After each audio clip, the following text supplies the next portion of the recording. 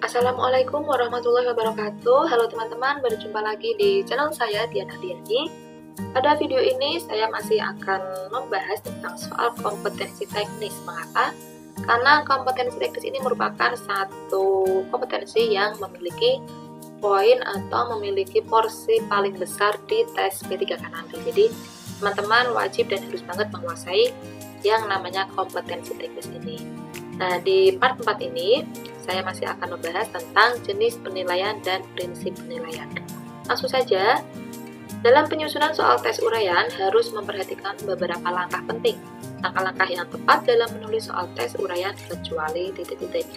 Jadi yang bukan merupakan langkah dalam menulis soal tes uraian. Kita lihat untuk pilihan A, B, dan C itu sudah jelas merupakan langkah-langkah dalam menyusun soal tes uraian ya. Jadi yang pilihan A menulis soal, kemudian yang B menyusun kisi-kisi, dan C membuat pedoman pengerjaan soal. Itu sudah jelas dan saya yakin teman-teman pasti sudah tahu kalau ini merupakan langkah dalam menyusun soal tes. Nah, sekarang tinggal yang D dan E kemungkinan jawabannya. Kita lihat yang D, melakukan analisis KI dan KD serta indikator. Lalu yang E, mendefinisikan tujuan pembelajaran dan lingkup materi.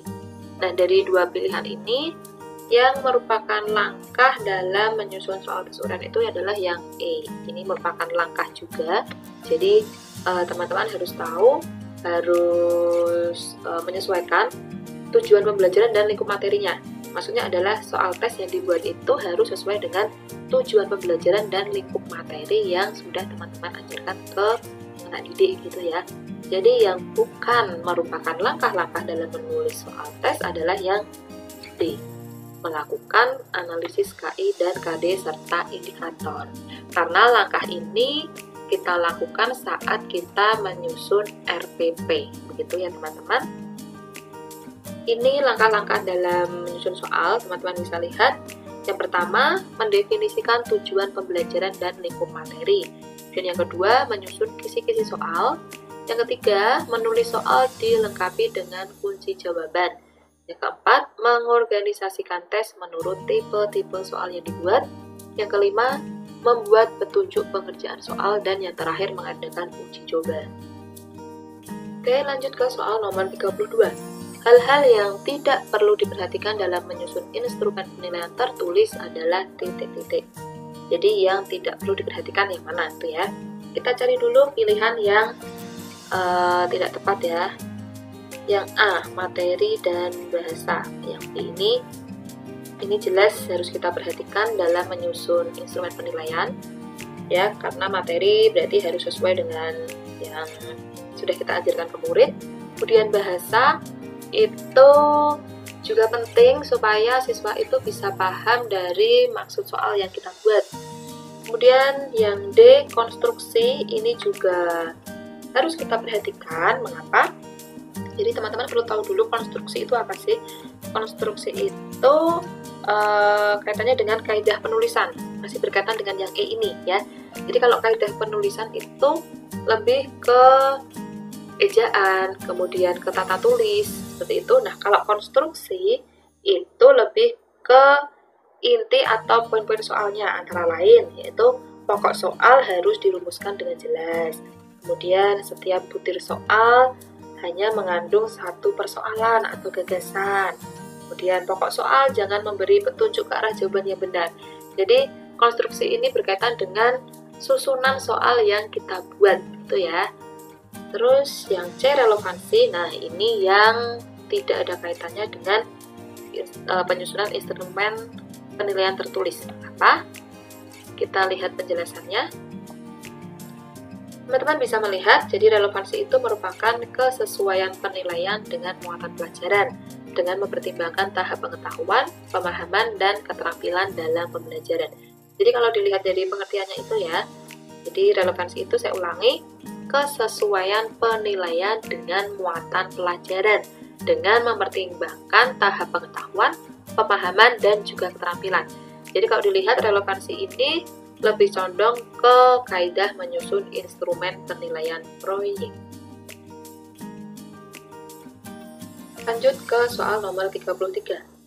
Penilaian yang merupakan suatu kumpulan tugas peserta didik yang akan dijadikan bahan untuk menyusun hasil laporan kepada orang tua adalah, ya ini sudah beberapa kali saya bahas di part sebelumnya ya.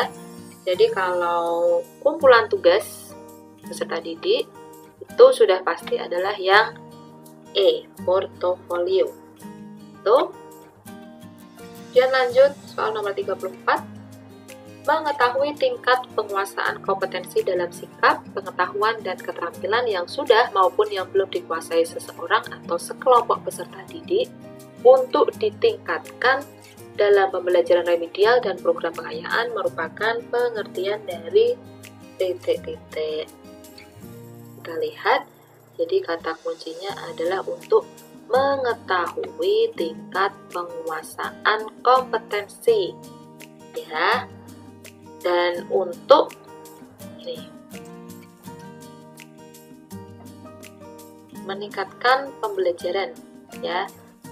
Jadi yang sudah mencapai KKM diberikan program pengayaan, yang belum mencapai KKM diberikan pembelajaran remedial. Ini merupakan yang E ya, tujuan penilaian. Jadi tujuan penilaian itu untuk mengetahui tingkat penguasaan kompetensi siswa.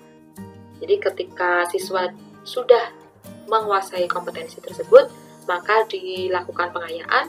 Ketika siswa belum menguasai kompetensi tersebut, maka siswa mengikuti pembelajaran remedial. Ini merupakan tujuan penilaian. Lanjut ke soal berikutnya. Untuk mengukur kemampuan peserta didik dalam menghasilkan suatu karya tertentu yang dilakukan secara berkelompok, dapat menggunakan jenis penilaian titik-titik. Nah ini ya, mengukur kemampuan peserta didik dalam menghasilkan suatu karya. Itu berarti kalau sikap jelas bukan, karena menilai sikap, kinerja juga bukan, portofolio bukan, antar teman juga bukan. Jadi yang paling tepat adalah kita menggunakan jenis penilaian C, penilaian proyek. Nah ini penjelasannya teman-teman. Jadi untuk penilaian praktik itu digunakan untuk mengukur capaian pembelajaran yang berupa keterampilan proses atau keterampilan mengerjakan atau melakukan sesuatu. Misalnya siswa diminta praktek membaca pidato. Tuh. Kemudian untuk penilaian produk itu mengukur capaian pembelajaran yang berupa keterampilan membuat produk-produk. Jadi nanti yang dinilai adalah produknya. Untuk penilaian proyek yaitu untuk mengukur kemampuan siswa dalam mengaplikasikan pengetahuan melalui penyelesaian tugas proyek dalam periode atau waktu tertentu. Dan untuk portofolio yaitu kumpulan karya siswa untuk mendeskripsikan capaian kompetensi keterampilan. Dan ada teknik lain ini maksudnya ke contohnya misalnya tes tertulis dan juga sebagainya. Nah, kalau kita lihat dari definisi-definisi ini, berarti untuk yang ini tadi ya, soal nomor 35, berarti untuk mengukur kemampuan peserta didik dalam menghasilkan suatu karya tertentu. So, berarti paling tepat menggunakan jenis penilaian proyek. Oke, teman-teman, kita lanjut ke soal nomor 36. Perhatikan pernyataan berikut. Yang pertama, menyusun kisi-kisi. Yang kedua, menulis soal. Yang ketiga, menyusun lembar jawab. Yang keempat, menganalisis silabus. Yang kelima, membuat kunci jawaban. Yang keenam, menyusun pedoman penskoran. Nah, kita lihat urutan langkah-langkah menyusun soal tes yang benar adalah titik-titik. Kita lihat pilihan yang A, 1, 2, 4, 6, 3, 5. Itu berarti menyusun kisi-kisi. Yang kedua, menulis soal. Lalu menganalisis silabus. Oke, berarti ini salah ya.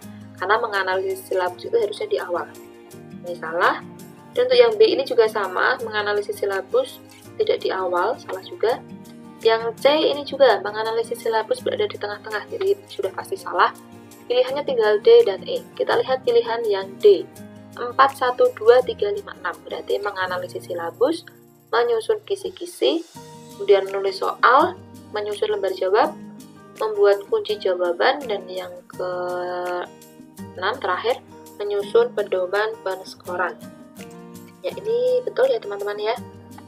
Nah, kalau yang E itu salahnya di ini terbalik antara nomor 5 dan 6. Jadi yang harus dilakukan itu adalah membuat kunci jawaban dulu, baru setelah itu menyusun pedoman penskoran. Jadi yang paling tepat adalah yang D. Lanjut soal nomor 37. Seorang guru ingin menilai keterampilan proses sains peserta didik. Guru tersebut dapat memperoleh nilai dengan cara titik-titik. Jadi, guru akan melakukan penilaian keterampilan proses sains peserta didik. Kita lihat yang A, menjelaskan materi IPA yang akan dipraktikkan, bukan. Yang B, mempraktikkan gambar-gambar rangkaian listrik, ini juga bukan ya, bukan merupakan bentuk penilaian keterampilan proses. Dan yang C, meminta peserta didik membaca literatur tentang rangkaian listrik, ini juga bukan. Yang D, mendemonstrasikan cara membuat rangkaian listrik secara paralel. Kita lihat dulu. Yang E, menugaskan peserta didik untuk membuat rangkaian listrik paralel. Nah, antara yang D dan E ini pilihannya hampir mirip, tapi yang belakang ya maksudnya yang mirip. Kata kerjanya kita lihat yang D itu mendemonstrasikan. Kalau mendemonstrasikan itu berarti gurunya yang mendemonstrasikan, lalu muridnya hanya melihat. Jadi bukan penilaian keterampilan ya ini ya. Lalu yang E, menugaskan peserta didik. Nah, ini dia yang bisa dilakukan guru untuk menilai keterampilan proses. Jadi yang betul adalah yang E, menugaskan peserta didik membuat rangkaian listrik paralel. Oke, karena ini yang soalnya nih ya, guru tersebut dapat memperoleh nilai dengan cara gitu. Jadi kalau yang D, mendemonstrasikan itu berarti guru yang melakukan demonstrasi, bukan muridnya gitu ya. Oke, berarti sekali lagi yang betul adalah yang E. Dan lanjut soal nomor 38. Pada akhir ujian, guru mendapati beberapa peserta didik telah mencapai KKM, tapi masih ada juga peserta didik yang belum mencapai KKM. Analisis hasil penilaian tersebut dapat dijadikan bahan bagi guru untuk melakukan tindak lanjut. Berikut yang bukan merupakan pemanfaatan hasil penilaian adalah titik-titik. Kita lihat yang bukan ya, yang bukan pemanfaatan hasil penilaian. Yang A, iya. Yang B, berbagi program, iya. Yang C, mengadministrasikan hasil penilaian. Kita coba dulu. Yang D, menyelenggarakan pengayaan bagi peserta didik yang hasil belajarnya tinggi, ini iya. Dan yang E, menyelenggarakan program remedial bagi peserta didik yang hasil belajarnya rendah. Ini juga manfaat penilaian. Jadi yang bukan adalah yang C, mengadministrasikan hasil penilaian. Jadi teman-teman, pemanfaatan hasil penilaian itu ya yang A, menyusun laporan hasil penilaian ya, berbagi program pembelajaran, menyelenggarakan pengayaan, dan juga program remedial. Jadi yang bukan adalah yang C, mengadministrasikan hasil penilaian. Lanjut nomor 39. Perhatikan teknik-teknik penilaian berikut. Yang pertama observasi, yang kedua tes tertulis, yang ketiga laporan diri, yang keempat laporan tertulis, dan yang kelima pertanyaan langsung. Pertanyaannya, teknik penilaian sikap ditunjukkan oleh nomor titik-titik. Yang pasti salah adalah tes tertulis ya. Dan yang keempat laporan tertulis ini juga salah. Jadi yang ada nomor 2 dan 4-nya jangan dipilih. Ini kita coret dulu yang ada pilihan 2 dan 4. Oke, ternyata tinggal yang D 135. Jadi observasi, laporan diri, dan pertanyaan langsung. Ya, ini penilaian sikap ya teman-teman, yang D. Oke, lanjut ke soal nomor 40.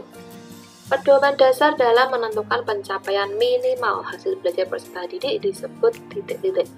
Nih, saya yakin pasti teman-teman sudah tahu dan sudah hafal di luar kepala. Jadi, untuk menentukan pencapaian minimal hasil belajar peserta didik tentunya adalah yang C, kriteria ketuntasan minimal. Nah, teman-teman itu tadi 10 soal tentang jenis penilaian, part 4 ya.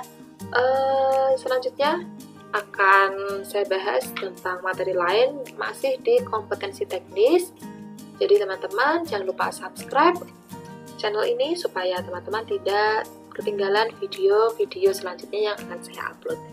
Semoga materi ini tadi bermanfaat untuk teman-teman dan juga memudahkan ikhtiar teman-teman dalam mempersiapkan diri menghadapi tes P3K tahun ini. Terima kasih teman-teman.